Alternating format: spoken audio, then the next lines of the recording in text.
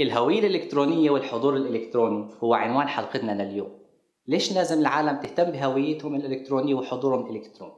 لو تعمقنا شوي وكل شخص منا عمل بحث عن اسمه على جوجل حيلاقي نتائج بتتعلق بنشاطه على مواقع التواصل الاجتماعي، وهي النتائج ظهرت لأنه في علاقة مباشرة ما بين مواقع التواصل الاجتماعي ومحركات البحث العالمية مثل جوجل.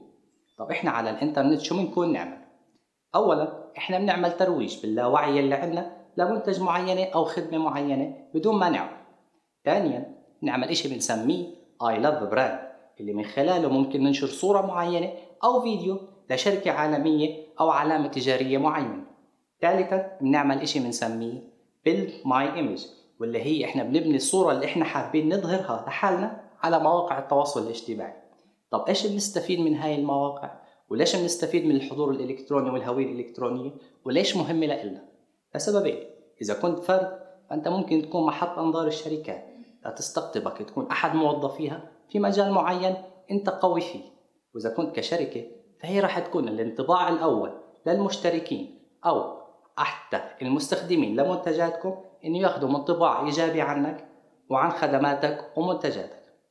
نصيحتي لإلكم: استثمروا في هويتكم الإلكترونية، لأنه هي رح تكون عنوانك الأول والأخير في كل مجالات حياتك. استنوني بحلقة جديدة من برنامج كافي شات.